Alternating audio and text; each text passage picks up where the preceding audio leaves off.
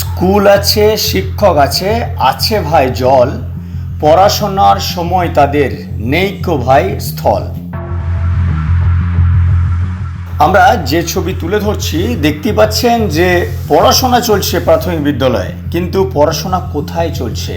ক্লাসরুমের মধ্যে জলস্রোত দেখতে পাচ্ছেন আপনারা, দেখুন সেই ছবি। বিষয়টা গোলমেলে লাগলেও এটাই ঠিক। এইভাবে দীর্ঘ কয়েক বছর সমস্যায় পড়ে আছে বিদ্যালয়ের শিক্ষক শিক্ষিকা সহ ছাত্রছাত্রীরা। শিক্ষা হলো জাতির মেরুদণ্ড।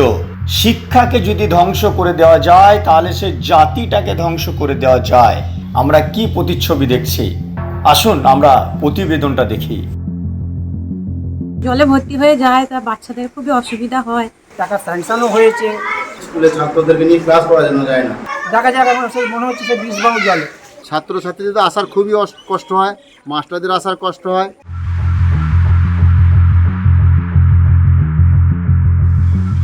স্কুলের ক্লাসরুমের মধ্যেই জল, আর জলের মধ্যে দাঁড়িয়ে পড়াচ্ছেন শিক্ষক।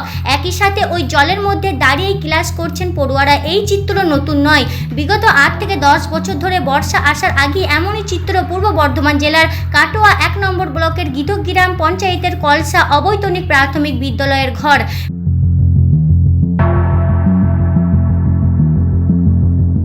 স্কুলে আসতে খুব কষ্ট হয় এবং আমাদের স্কুলে বর্ষার আগে অনেক জল জমে যায়, পড়তে খুব অসুবিধা হয়।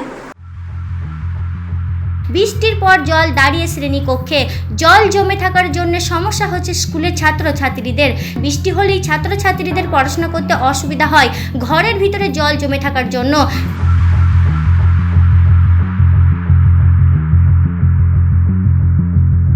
পুরাতন ঘরের পরিবর্তে নতুন ঘরের আবেদন জানানো হয়েছে প্রশাসনের কাছে। নতুন ঘর তৈরি হওয়ার আশ্বাস পাওয়ার পরেও এখনো ঘর তৈরি হচ্ছে না। ওনারা এসেছেন, ইনকোয়ারি করেছেন, স্কুলের একটা নাকি টাকা স্যাংশনও হয়েছে, কিন্তু এখনো পর্যন্ত আমরা কোনো পাচ্ছি না, সুরাহা পাচ্ছি না। দেখা যাক এখন সেই মনে হচ্ছে সে বিষবাউ জলে। কেউ কেউ ব্যাগ নিয়ে জলে পড়েও গেছে, আবার তারা বাড়ি ফিরে গেছে, আবার জামা কাপড় চেঞ্জ করে তারা এসেছে। এরকম বহুবার এরকম হয়েছে।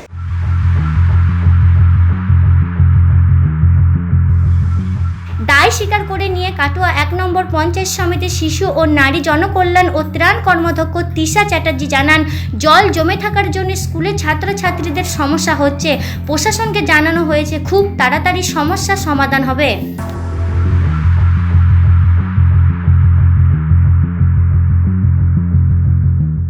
হ্যাঁ, বৃষ্টিতে তো জলে ভর্তি হয়ে যায়, তা বাচ্চাদের খুবই অসুবিধা হয়। বৃষ্টিতেও জল উঠে যায়, কি একটু নিচু হয়ে গেছে স্কুলটা, ড্রেন দিয়ে জলগুলো পাস করে না।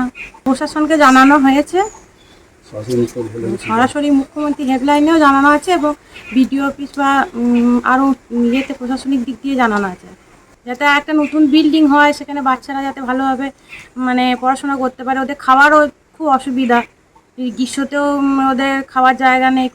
বিল্ডিংটা হলে তাদের খাওয়া দাওয়ারও সুবিধা হবে, আবার পড়াশোনা করারও সুবিধা হবে। এই তো দেখছেন আমাদের কলসা অবৈতনিক প্রাথমিক বিদ্যালয় কাটোয়া 1 নম্বর ব্লকের দাহার চক্করে গীতগ্রাম অঞ্চলের কলসা গ্রাম। আমাদের স্কুলে প্রত্যেক বছরই বর্ষার সময় স্কুলে ছাত্রদেরকে নিয়ে ক্লাস করানো যায় না। এই অবস্থা শুরু হলে প্রচুর পরিমাণে বৃষ্টি হলে কী অবস্থা হয় বুঝতেই পারছেন। আমরা এসছেন, দেখুন দীর্ঘদিন আমরা আমাদের ঊর্ধ্বতন কর্তৃপক্ষ যারা আছে তাদেরকে জানিয়েছি, তো এখনও পর্যন্ত কোনো সুরাহা হয়নি। স্কুলে ছাত্রছাত্রীদের আসার খুবই কষ্ট হয়, মাস্টারদের আসার কষ্ট হয়। এই ড্রেনটা কোনো দিনই পরিষ্কার করে না। তারপর একটু জল হলেই ওইদিকে জল এসে এইদিকে আমাদের স্কুলটা ডুবে যায়। ছাত্ররা এখনও জলে দাঁড়িয়ে দাঁড়িয়ে বসে বসে পড়াশুনো করছে, পা হেঁটে অবধি জল। এই অবস্থায় খুব কষ্ট। শুনেছি স্কুলটা সব স্যাংশন হয়ে গেছে, আগেকার হেড স্যার বলে গেছে সবই হয়ে গিয়েছে, টাকা শুধু ঢোকার অপেক্ষাতেই বলেছে ঢুকে যাবে। টাকা ঢুকছে করছে, তো টাকার কোনো নেই, স্কুল ভাঙারও কোনো গল্প নাই।